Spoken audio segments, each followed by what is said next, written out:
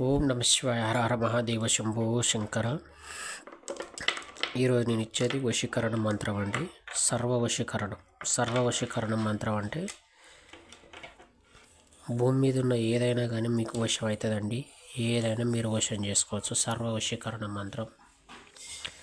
ఈ మంత్రం 1000 సార్లు చేయాలండి. ఈ యొక్క మాలకు 108 ఉంటుందండి.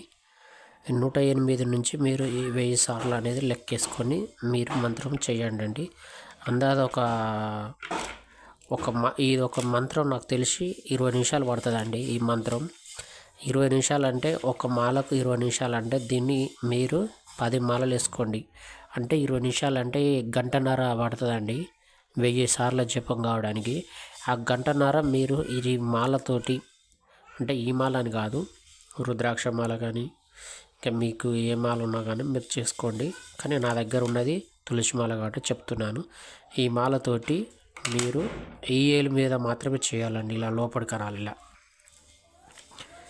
ఇక్కడి నుంచి స్టార్ట్ చేయాలండి. ఈడ పెట్టండి. ఇలా పెట్టి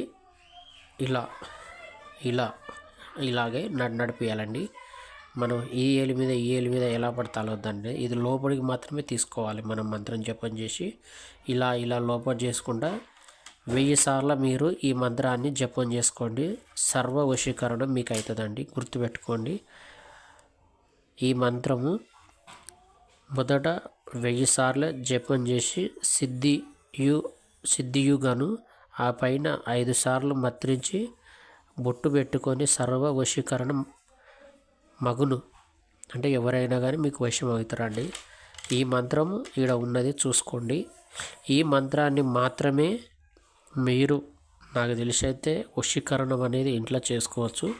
ఒకవేళ మీరు ఇంకా ఎక్కువ శక్తి కావాలి, మీకు తొందరగా మాకు సిద్ధి కావాలనుకుంటే పారే నీళ్ళల్లో కూర్చోండి.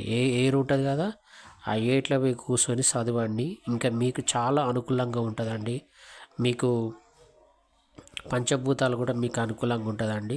పంచభూతాలు అంటే భూమి, గాలి, ఆకాశం, అగ్ని,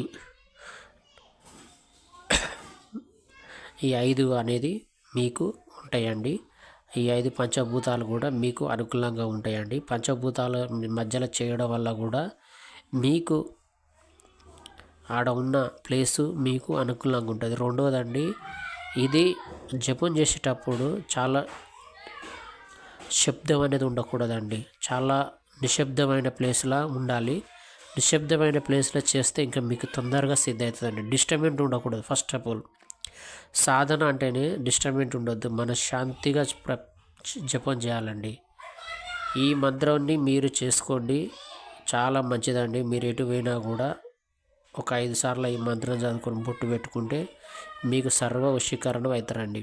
ఈ వశీకరణ మంత్రం అంటే ఎవరికైనా కొన్ని సమస్యలు ఉంటాయి. ఎదుటి వాళ్ళు మనకు చెప్పినట్టు వినకున్నా కానీ, కొన్ని ప్లేసులలో మనకు అనుకూలంగా నడవకపోయినా కూడా కొన్ని అవకాశాలు మనకు అనుకూలంగా ఉండడానికి ఈ సర్వ వశీకరణ మంత్రం అనేది మీరు తీసుకొని చదువుకోండి. చాలా మంచిదండి. ఓం నమ శివాయ.